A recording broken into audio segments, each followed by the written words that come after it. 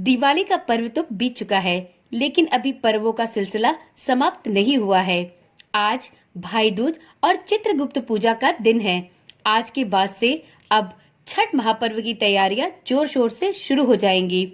इस वर्ष साल 2024 में छठ का पावन पर्व 5 नवंबर से प्रारंभ हो जाएगा। 5 नवंबर को नहाय खाए के साथ छठ महापर्व की शुरुआत होगी और जो 8 नवंबर तक चलेगी। अगर आप भी छठ का व्रत रखते हैं और छठ की पूजा करते हैं तो आज की वीडियो देखना ना भूलें। इस वीडियो में दी गई जानकारी शायद आपके काम की हो सकती है। ओम नमः शिवाय, जय श्री कृष्णा। आप सभी का सनातन धर्मसार चैनल पर बहुत बहुत स्वागत है। सबसे पहले तो आप सभी को छठ महापर्व की अग्रिम शुभकामनाएं। सबसे पहले जानते हैं कि छठ महापर्व में नहाय खाए क्यों किया जाता है। तो मित्रों, छठ के महापर्व के पहले दिन नहाय खाए किया जाता है। यह पर्व कार्तिक माह के शुक्ल पक्ष की चतुर्थी तिथि से प्रारंभ होता है। जैसा कि नाम से ही समझ आ रहा है कि इस दिन छठ व्रत रखने वाले सभी श्रद्धालु स्नान करके भोजन करते हैं। वैसे तो आम दिनों में भी लोग स्नान करके ही भोजन करते हैं, लेकिन इस दिन कुछ विशेष रीति रिवाजों और नियमों का पालन करते हुए स्नान और भोजन का कार्यक्रम किया जाता है। इसलिए छठ महापर्व के पहले दिन की शुरुआत को नहाय खाए का नाम दिया गया है। मित्रों, नहाय खाए करते समय कुछ विशेष बातों का ध्यान भी रखना चाहिए। नहाय खाए से जुड़े कुछ विशेष नियम भी हैं, जिसका पालन करना सभी व्रतियों के लिए बहुत ही आवश्यक है, क्योंकि इससे छठ मैया का आशीर्वाद आपको और आपके समस्त परिवार को मिलता है। अन्यथा कोई भी भूल चूक हो जाए तो इस व्रत में इस भूल चूक की माफी नहीं होती है। तो चलिए जानते हैं छठ महापर्व में सबसे पहले दिन नहाय खाए के दिन किन नियमों का पालन करते हुए इस व्रत परंपरा का निर्वाह करना चाहिए। मित्रों, सबसे पहले नहाय खाए वाले दिन आपको अपने घर को पूरी तरह से साफ और स्वच्छ कर लेना चाहिए। इसके बाद आपको अपने नाखून भी इसी दिन काट लेने चाहिए। उसके बाद आप किसी नदी, तालाब या सरोवर में स्नान कर सकते हैं।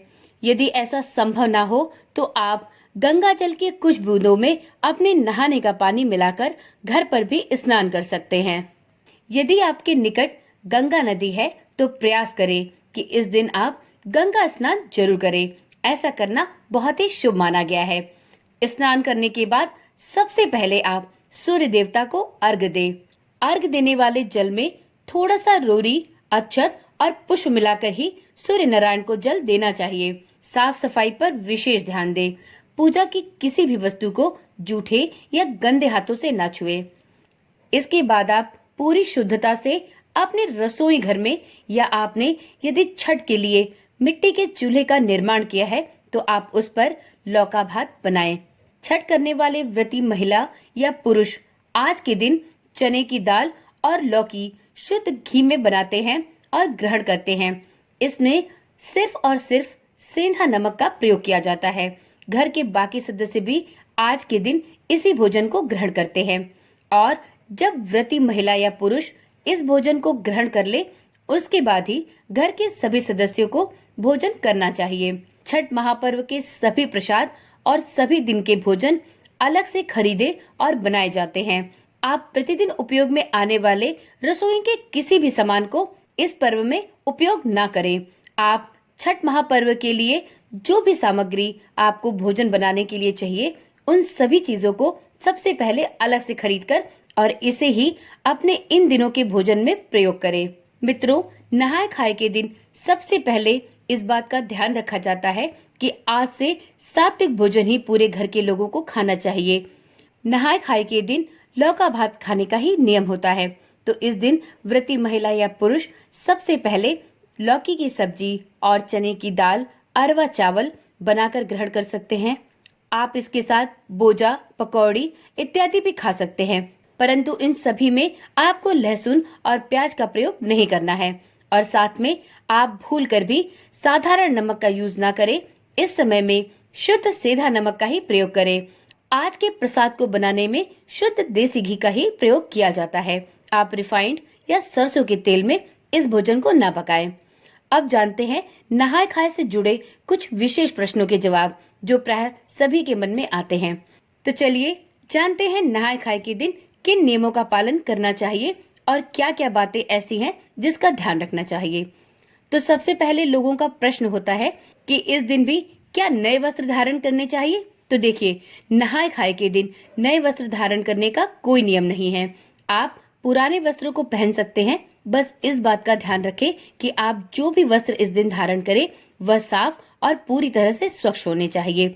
आप पुराने वस्त्रों को ही पहले से धोकर उसे अच्छी प्रकार से साफ सुथरा कर ले और उस दिन उन्हीं साफ और स्वच्छ वस्त्रों को धारण करें। दूसरा प्रश्न होता है कि इस दिन के भोजन में रिफाइंड या सरसों के तेल का प्रयोग कर सकते हैं। तो जी नहीं, इस दिन का नहाय खाए का जो भोजन बनता है वह शुद्ध देसी घी में बनाया जाना चाहिए और आप इसमें जिन भी मसालों का प्रयोग करने वाले हैं वह भी आपको शुद्ध अलग से ही खरीद कर रखना चाहिए। आपके रसोई में नियमित रूप से उपयोग होने वाले सामग्रियों का प्रयोग आज के दिन नहीं करना चाहिए। अगला प्रश्न है, क्या इस दिन बाल धोना चाहिए? तो जी हाँ, नहाय खाए से ही छठ महापर्व की शुरुआत होती है। तो इस दिन सबसे पहले आपको अपने घर को पूरी तरह से स्वच्छ करना चाहिए। साथ में जितने भी घर में बिस्तर और चादर है उन्हें भी बदल लेना चाहिए और इस दिन सबसे पहले अपने नाखूनों को काटकर और अच्छी प्रकार से बाल धोकर नहाना चाहिए। उसके बाद आप सूर्य देवता को अर्घ्य दे। आज के दिन महाव्रत जरूर लगाएं।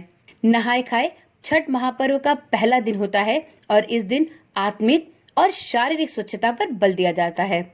एक और प्रश्न होता है कि क्या नहाय खाए के दिन सिर्फ एक समय का ही भोजन किया जाता है?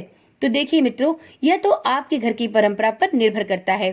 कई जगहों पर नहाय खाए के दिन सिर्फ एक समय का ही भोजन ग्रहण किया जाता है और कई जगह पर लोग एक समय में लौकी और चने की दाल अरवा भात के साथ खाते हैं और एक समय में शुद्ध सात्विक भोजन ग्रहण करते हैं। उसमें लहसुन प्याज नहीं पड़ता। तो यह तो पूर्णतः आप पर निर्भर करता है कि आपके घर में किस नियम का निर्वाह नहाय खाए के दिन किया जाता है। यदि आपके घर में भी सिर्फ एक समय का भोजन इस दिन ग्रहण किया जाता है तो आप उसी अनुसार लौका भात का नियम करें और यदि आपके घर में इस दिन दोनों समय भोजन किया जाता है तो आप वैसा भी कर सकते हैं। इसमें कोई अलग से विशेष नियम नहीं है।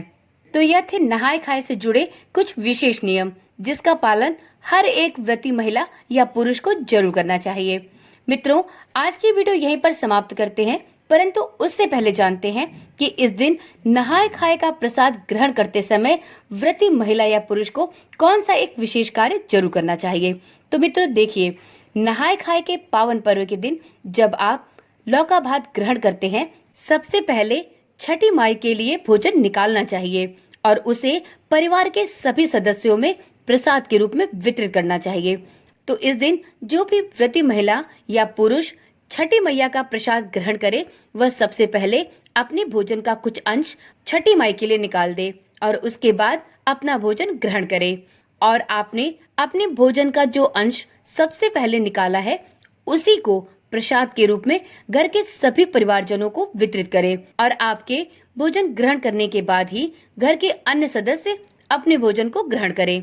परंतु इस बात का ध्यान रखें कि घर के सभी सदस्यों को भी आज बना हुआ यही भोजन ग्रहण करना चाहिए। तो चलिए मित्रों, आज की वीडियो में इतनी ही जानकारी। छठ महापर्व से संबंधित सभी नियमों की जानकारी आपको नियमित रूप से मिलती रहेंगी। आपको इन जानकारियों को प्राप्त करने के लिए चैनल को अभी ही सब्सक्राइब कर लेना चाहिए और यदि आपने अभी तक नोटिफिकेशन बेल को ऑन नहीं किया है तो अब देर न करें, नोटिफिकेशन बेल को भी जरूर ऑन करें जिससे इस चैनल पर डाली जाने वाली सभी वीडियोस की सूचना आपके पास सबसे पहले पहुंच सके। तो चलिए फिर मिलते हैं एक नई वीडियो, एक नई जानकारी के साथ। तब तक के लिए ओम नमः शिवाय, जय श्री कृष्णा, राधे राधे।